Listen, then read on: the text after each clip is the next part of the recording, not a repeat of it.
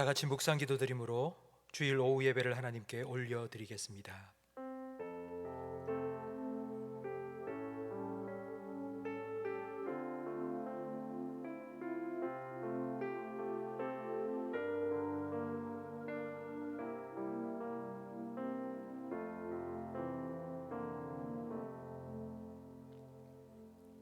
하나님은 영이시니 예배하는 자가 영과 진리로 예배할지니라. 아멘. 하나님 아버지 감사합니다. 오후 예배로 우리 가족들과 함께 하나님을 예배하는 자리로 나오게 하시니 감사합니다. 예배하는 우리 모든 성도들의 심령에 준비하신 하늘의 풍성한 은혜를 허락하여 주시옵소서.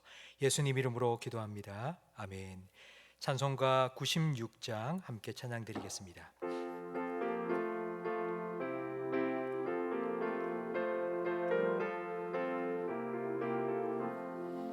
예수님은 누구신가? 오는 자의 위로와 없는 자의 풍성이며 천한 자의 높음과 잡힌 자의 노임되고 우리 기쁨 되시네. 예수님은 누구신가? 약한 자의 강함과 눈먼 자의 빛이시며 병든 자의 고침과 죽은 자의 부활되고 우리 생명 되시네. 예수님은 누구신가? 주한 자의 정함과 죽을 자의 생명이며 죄인들의 중보와 멸망자의 구원되고 우리 평화 되시네. 예수님은 누구신가?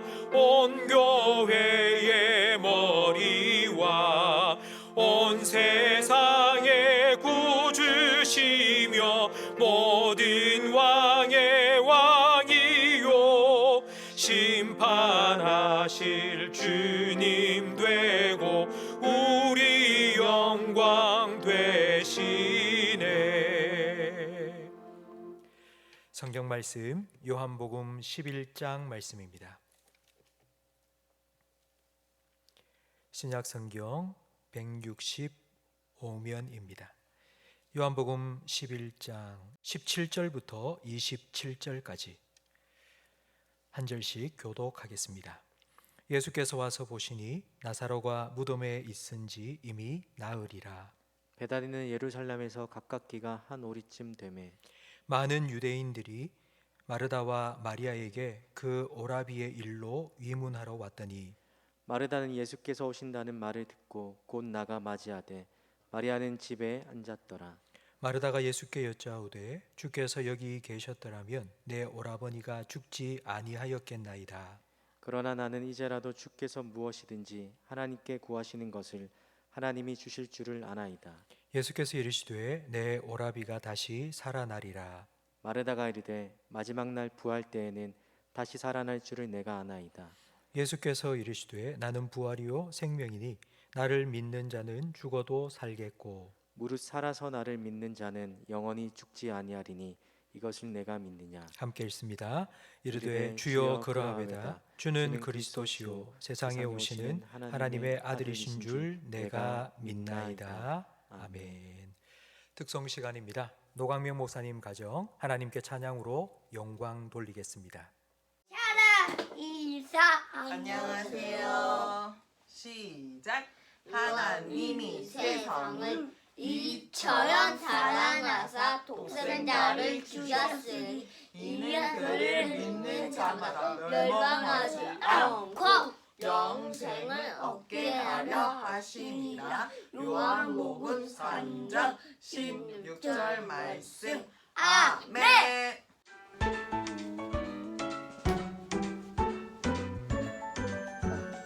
하나 둘 셋 셋넷 다섯 새송이 신 사람 여섯 일곱 여덟 아홉 열 새송이 신녀 하나 외로운 사람에게 찾아가서 돌려주시고 평일과 믿는 사람에게 찾아가서 고쳐주시네 하나 둘셋넷 다섯 새송이 신 사람 여섯 일곱 여덟 아홉 열 새송이 신녀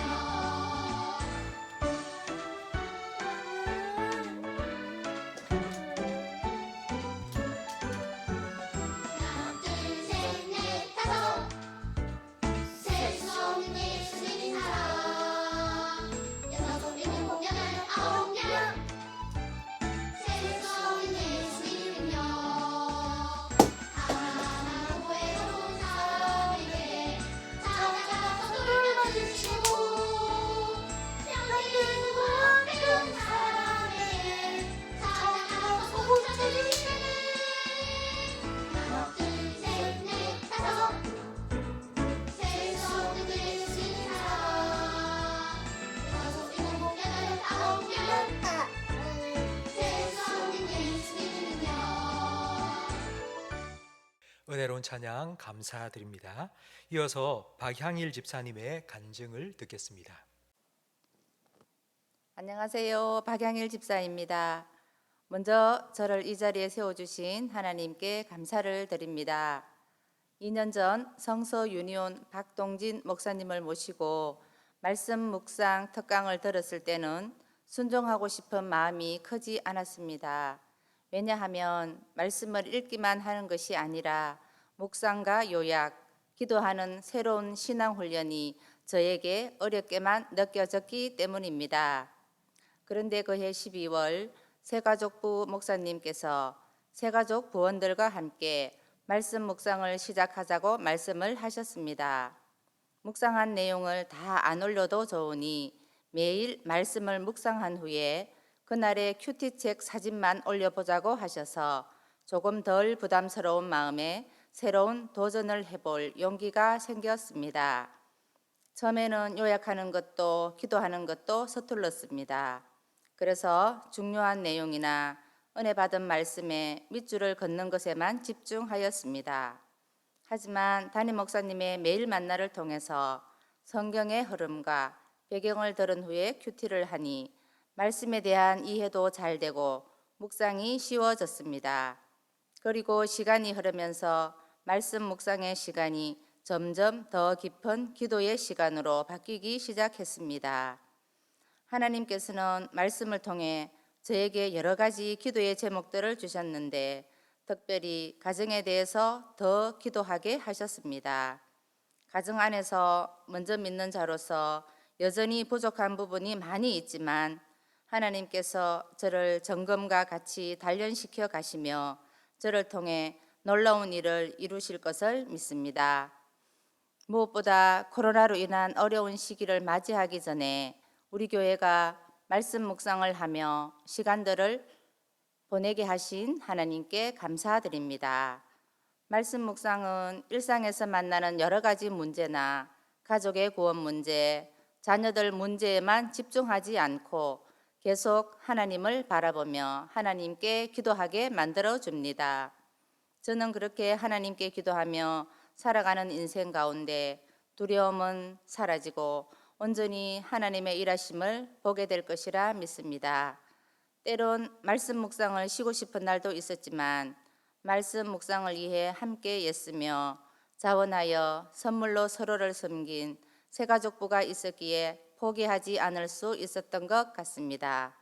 그런 공동체를 허락하신 하나님께 감사드리며 함께 믿음의 거룩한 습관을 만들어간 새가족 부원들에게 감사드립니다.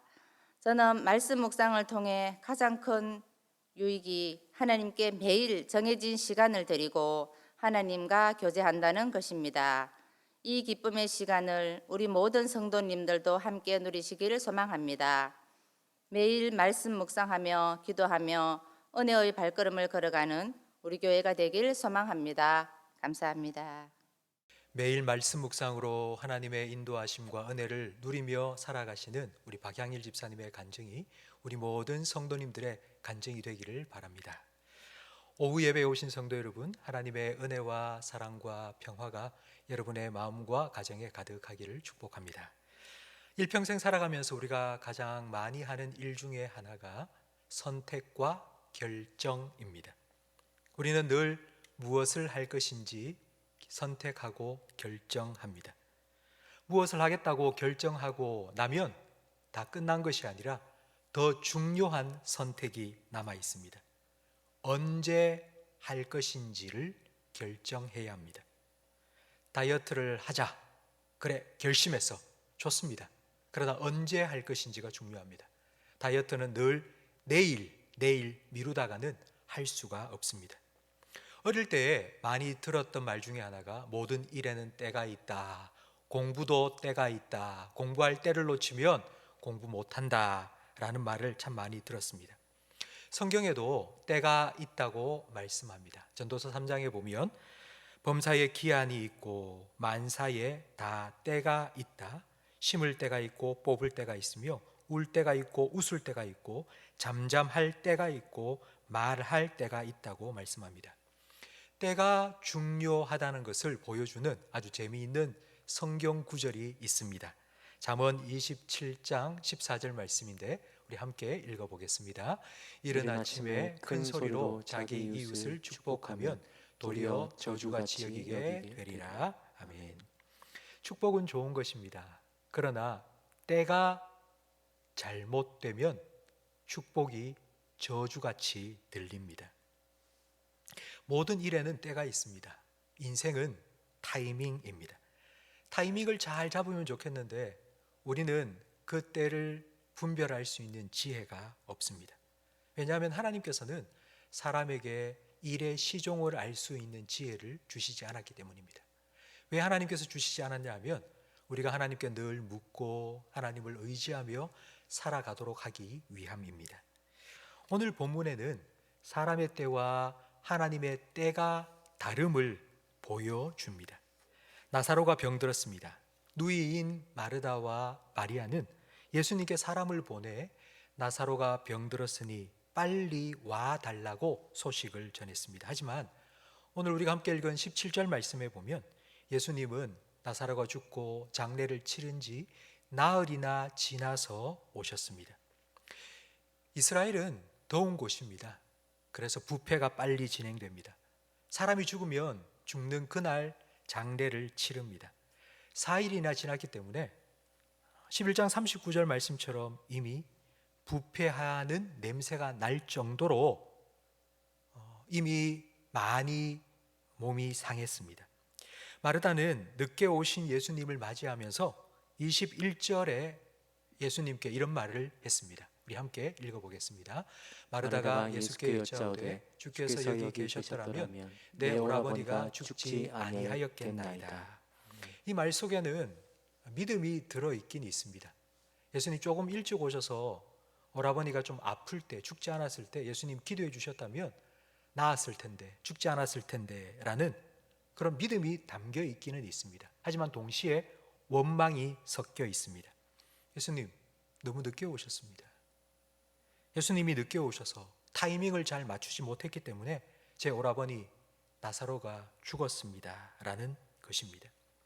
과연 그럴까요? 예수님께서 타이밍을 놓치신 걸까요? 예수님도 우리처럼 타이밍을 잘 맞추지 못하신 걸까요? 그래서 나사로가 죽은 걸까요? 요한복음에는 예수님께서 행하신 7가지 표적이 기록되어 있습니다. 가나 혼인잔치, 그리고 왕의 신하의 아들을 고쳐주시고 38년 된 병자를 낫게 해주셨고 오병이어 기적과 그리고 물 위를 걸으시고 그리고 날 때부터 앞을 보지 못하는 천천성 시각장애인의 눈을 뜨게 해주신 표적이 기록되어 있습니다. 그런데 이 6번의 표적들은 다 타이밍이 딱 맞아 떨어졌습니다. 가나 혼인잔치, 잔치 중에 포도주가 똑 떨어졌을 때 예수님께서는 물로 포도주를 만드셨습니다. 왕의 신하의 아들은 죽기 직전에 예수님께서 고쳐 주셨습니다.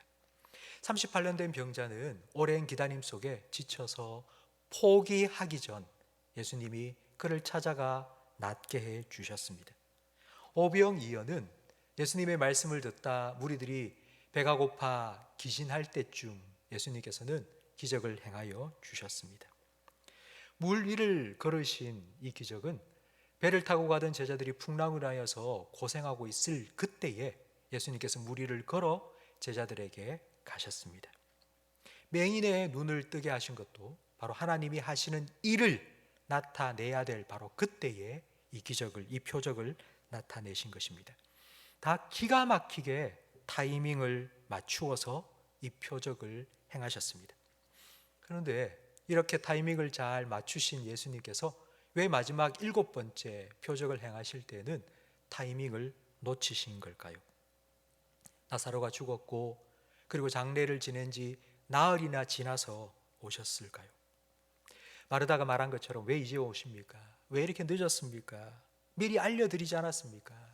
내 생각대로 예수님께서 내 계획대로 내 타이밍대로 착착 맞추어서 예수님 오셔서 기도해 주었다면 나사로는 죽지 않았을 텐데 예수님 왜 늦으셨습니까?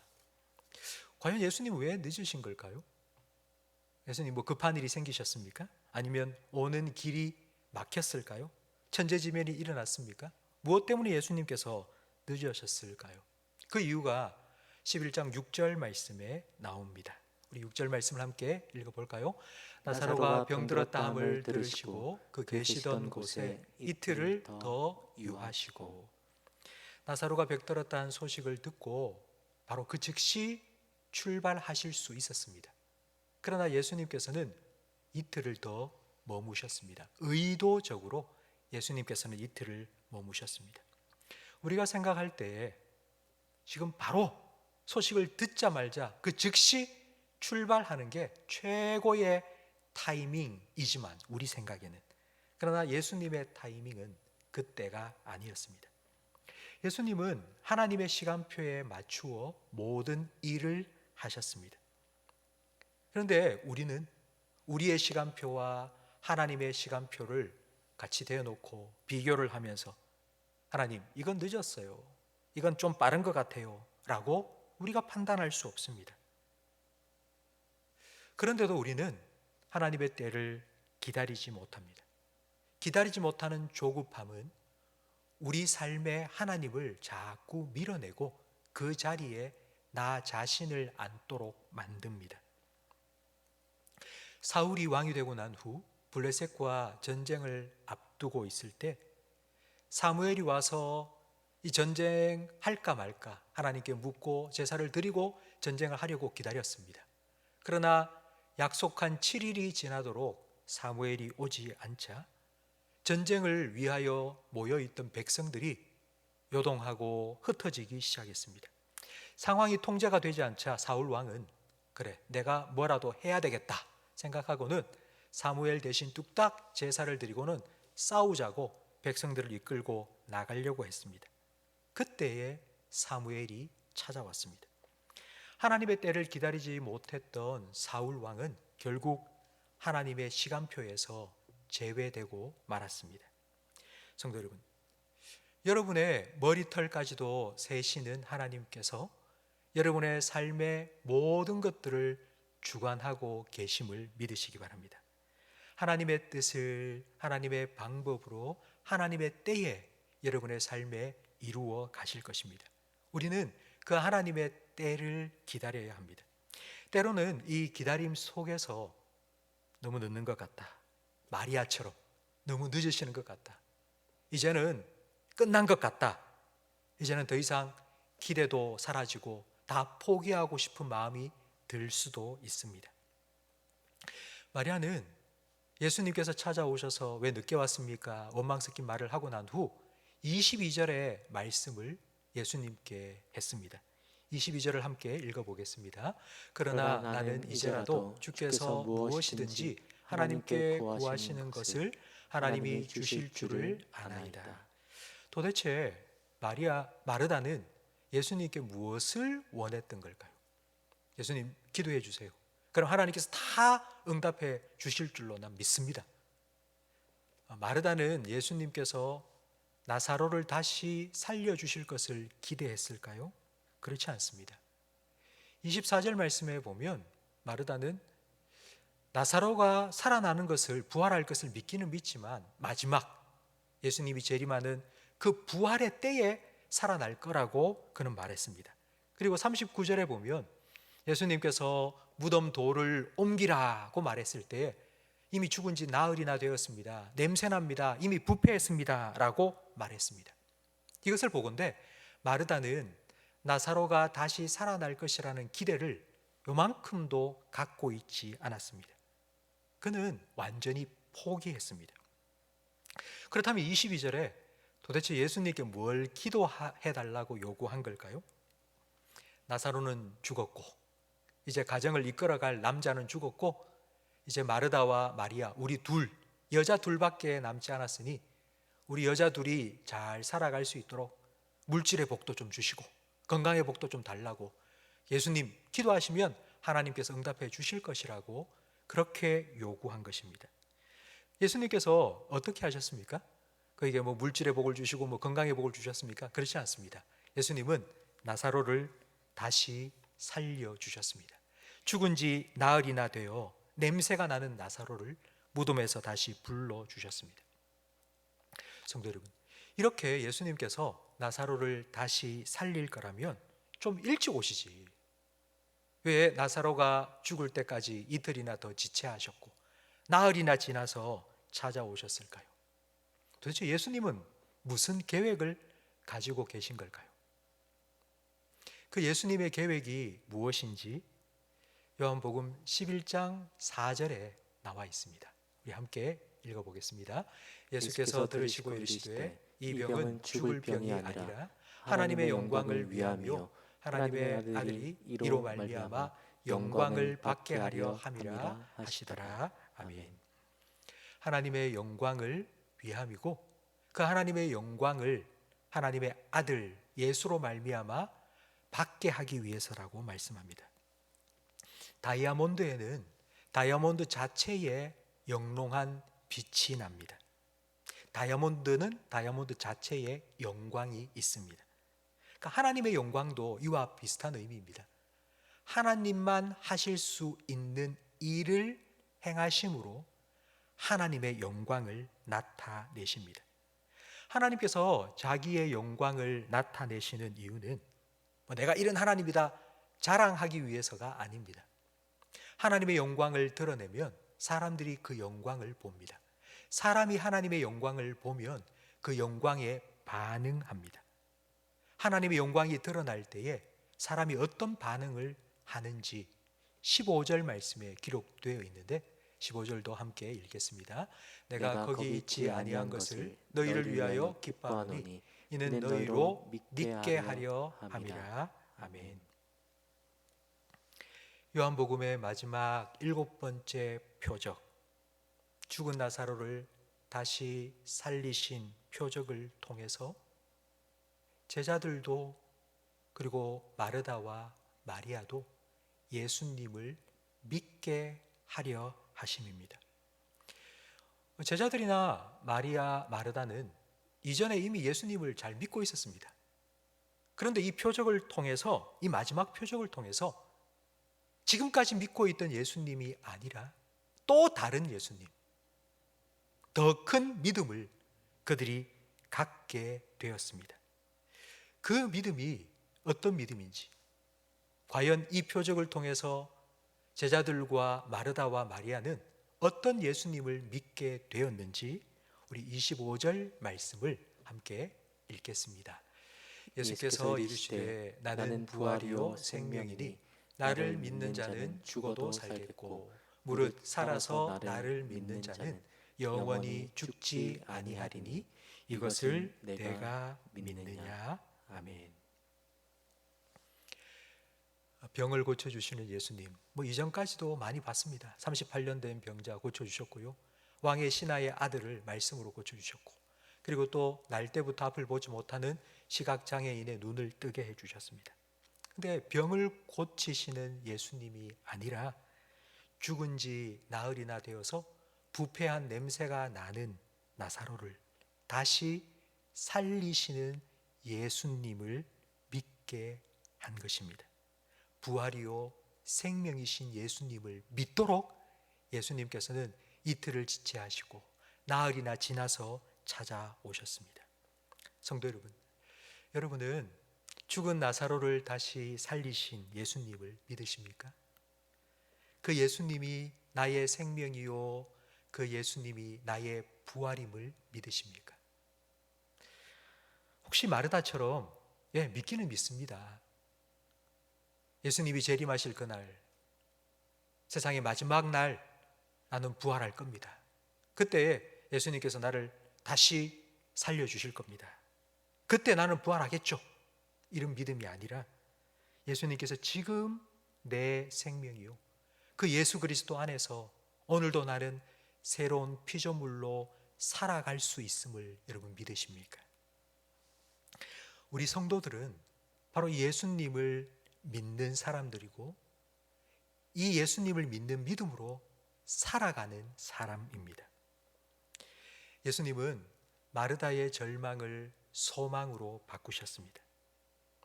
성도 여러분, 바로 이 예수님께서 나의 절망도 소망으로 바꾸어 주실 수 있는 분이심을 믿으시기 바랍니다. 예수님은 나사로의 초상집을 잔치집으로 변화시켜 주셨습니다.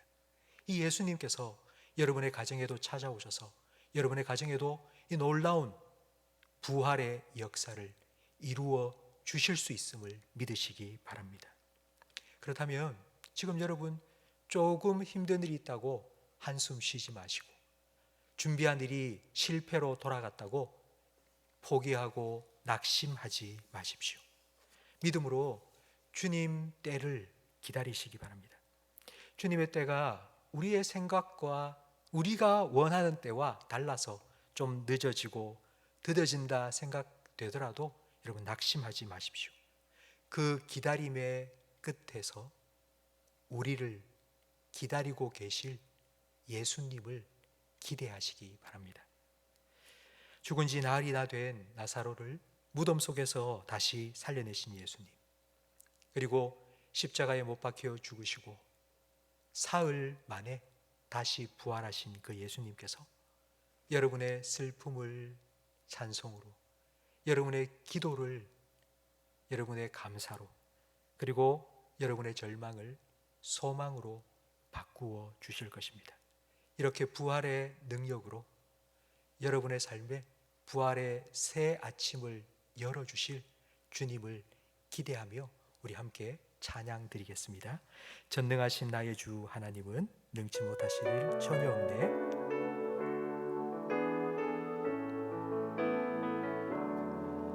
전능하신 나의 주 하나님은 능치 못하실 일 전혀 없네. 우리의 모든 간구도 우리의 모든 생각도 우리의 모든 꿈과 모든 소망도 신실하신 나의 주 하나님은 우리의 모든 괴로움 바꿀 수 있네. 불가능한 일 행하시고 죽은 자를 일으키시니 그를 이길 자 아무도 없네. 주의 말씀 의지하여 깊은 곳에 그물 던져 오늘 그가 놀라운 일을 이루시는 것 보라. 주의 말씀 의지하여 믿음으로 그물 던져 믿는 자에게 능치 못하. 주의 말씀 의지하여 주의 말씀 의지하여 깊은 곳에 그물 던져 오늘 그가 놀라운 일을 이루시는 것 보라. 주의 말씀 의지하여 믿음으로 그물 던져 믿는 자에게 능치 못함 없네. 믿는 자에게 능치 못함 없네. 아멘. 기도하겠습니다. 하나님 아버지, 전능하신 하나님 우리 아버지, 하나님을 나의 아버지로 그리고 예수님을 나의 주님으로 믿고 살아갈 수 있는 귀한 복을 저희들에게 허락하여 주시니 감사합니다.